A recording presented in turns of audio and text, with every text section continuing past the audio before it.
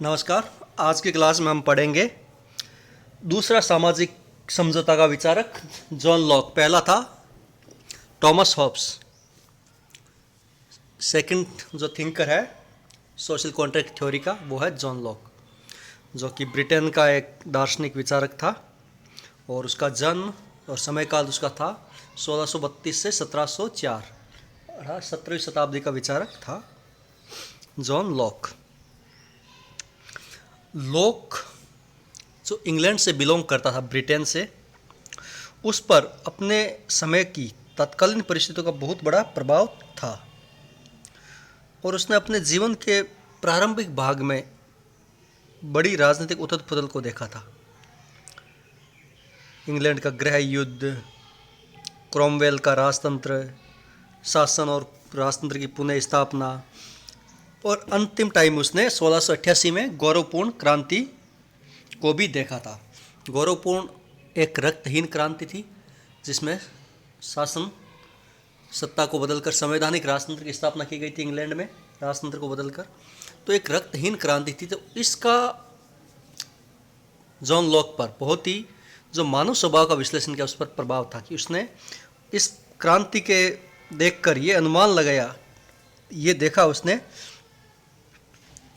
कि मानव एक विवेकशील प्राणी है जो शांति प्रिय होता है, रक्तपात में विश्वास, हिंसा में विश्वास करने वाला नहीं होता है। और इसीलिए उसका होप्स से यहाँ पर भिन्नताएं आएगी मानव विचार संबंधी विचारों में। अब उसकी मुख्य जो पुस्तकें हैं, रचनाएं हैं, उसमें देखते हैं हम।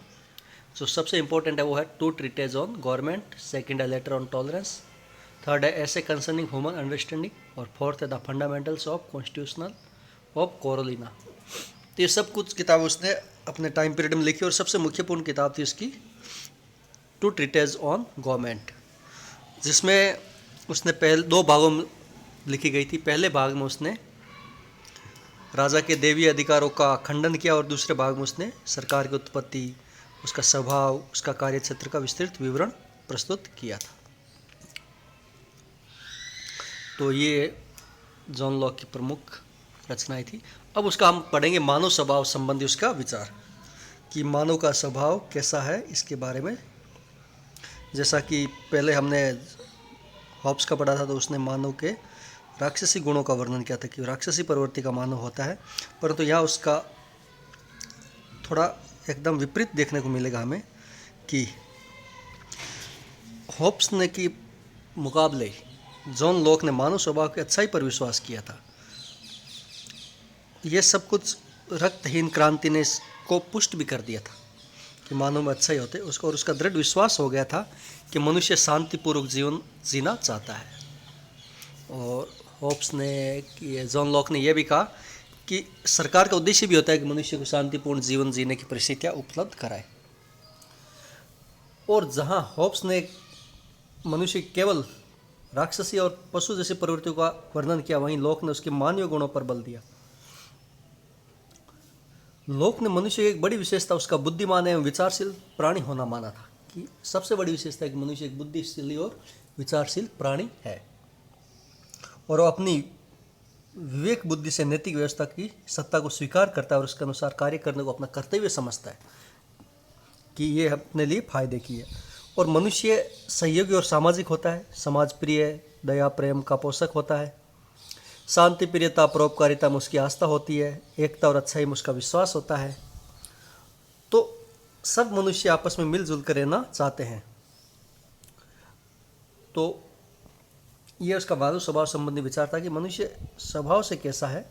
तो मनुष्य स्वभाव से एक नैतिक व्यवस्था को स्वीकार करने वाला एक तार्किक प्राणी है या विवेकशील प्राणी है। शांति प्रियता सामाजिक होता है वो। तो ये सब कुछ चीज़ उसके मानव स्वभाव के बारे में थी। नेक्स्ट उसका जो है वो है प्राकृतिक अवस्था संबंधी विचार, जहाँ होप्स प्राकृतिक अवस्था में मनुष्य को घोर स्वार्थी और संघर्ष प्रिय होने के कारण प्राकृतिक अवस्था को असुरी गुणों से व्याप्त रहती हुई बताता है। वहीं लॉक का विचार है कि प्राकृतिक अवस्था शांति, सद्भावना, पारस्परिक सहायता और रक्षा की अवस्था थी। मनुष्य शांति के साथ निवास करते थे और वे उस समय पूर्ण रूप से स्वतंत्र थे और अपनी इच्छा अनुसार जीवन जीते थे। परंतु ये इच्छा और स्वतंत्रता स्वच्छंद या स्वेच्छाचारितामय थी। क्योंकि स्वेच्छाचारिता क्यों थी? क्योंकि कोई ऐसा रेगुलेट करने वाली कानूनी विधि नहीं थी। प्राकृतिक विधि जरूर थी, परंतु मनुष्य के आचरण को नियंत्रित करने वाली कोई वैधानिक विधि नहीं थी, कोई राजा के द्वारा बनाई गई विधि नहीं थी। तो प्राकृतिक विधि थी। तो अब हम देखेंगे प्राकृतिक विधि क्या है, प्राकृतिक विधि का क्या कंसेप्ट है। होप्स एक लोग एक सीधी बात कहता है कि विवेक पर आधारित नैतिक नियम ही प्राकृतिक नियम होते हैं।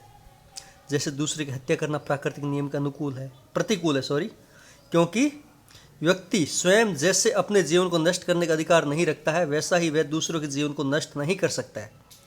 और प्राकृतिक नियम में ये बात होती है कि मनुष्य जो व्यवहार अपने लिए नहीं चाहता, वैसा व्यवहार उसको दूसरों के साथ नहीं करना चाहिए। तो प्राकृतिक अवस्था में मनुष्य को अपना कार्य और संपत्ति और अपने शरीर का प्रयोग करने की पूर्ण स्वतंत्रता थी, परंतु ये प्राकृतिक नियमों की सीमाओं के भीतर थी। इस तरह हम देखते हैं कि प्राकृतिक नियमों से नियंत्रित होने के कारण लोग की प्राकृतिक अवस्था होब्स की प्राकृतिक अवस्था की भांति भयावह और संघर्षमय नहीं थी, बल्कि वे आपसी बंधुत्व और न्याय भावना से प्रेरित थी। लोग कहते हैं ये अवस्था न स्वार्थपूर्ण थी, न जंगली थी और न आक्रांत थी। उसकी प्राकृतिक अवस्था का एकमात्र दोष ये था कि इसमें लिखित नियमों दंडों का कोई व्यवस्था नहीं थी, जिससे कि अधिकार संबंधी नियमों को मान्यता दी जा सके। ये उसका थोड़ी प्राकृतिक अवस्था के संबंध में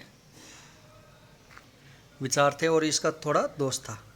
अब हम प्राकृतिक अवस्था में जो प्राकृतिक नियम का बार बार उल्लेख आता है, तो अब हम जान लेते हैं कि प्राकृतिक नियम क्या है।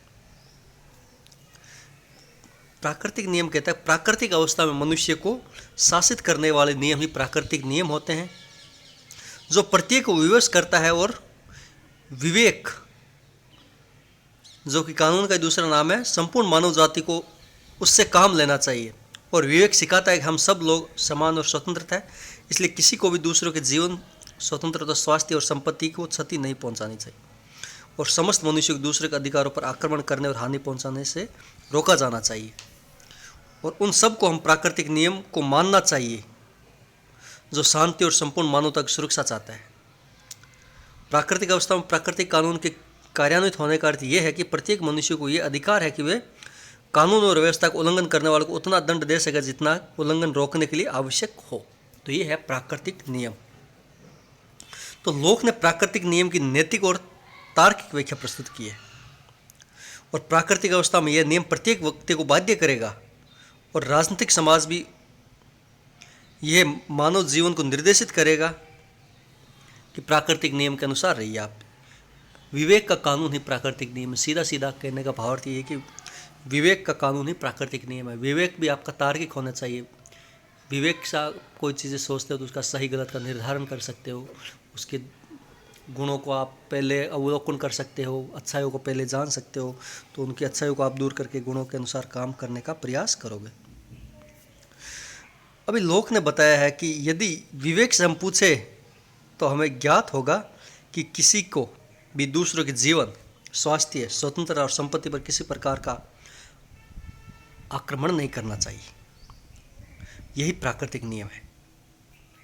प्राकृतिक नियम और विवेक को जानने के लिए मनुष्य को केवल अपनी दृष्टि को अंतर्मुखी करना होता है, क्योंकि ईश्वर ने प्रत्येक मनुष्य में हृदय को आरोपित किया। हृदय से अंतर्मुख से कोई सोचेगा अंतर्दृष्टि से, तो वो भलाई ही सोचेगा समाज की, क्योंकि वो अपने विरुद्ध कोई वैसा आचरण नहीं चाहेगा तो दूसरे के विरुद्ध वैसा आचरण नहीं करेगा। तो यही प्राकृतिक नियम है। तो लोक ने प्राकृतिक नियम की उपस्थिति ही प्राकृतिक अवस्था को सहनीय और सामाजिक बनाती है। जो प्राकृतिक अवस्था है उसकी शांति और सद्भावनापूर्ण किया। वो क्यों है? क्योंकि इसमें प्राकृतिक नियम का अस्तित्व है। इस कारण प्राकृतिक अवस्था शांतिपूर्ण, सद्भावनापूर्ण, आपसी सहचार्य और पारस्परिक प्राकृतिकता की अवस्था है। अभी हम जो आगे नेक्स्ट क्लास में उसमें हम प्राकृतिक अवस्था में कुछ प्राकृतिक अधिकार भी व्यक्ति को प्राप्त थे उनके बारे में देखेंगे। उसने मुख्य रूप से 3 प्राकृतिक अधिकारों का वर्णन किया है कि जीवन का अधिकार है, स्वतंत्रता का अधिकार है और संपत्ति का अधिकार है। तो ये हम आगे की नेक्स्ट क्लास में देखेंगे कि कौन से उसके प्राकृतिक अधिकार है। आज की क्लास में बस इतना ही। Thank you.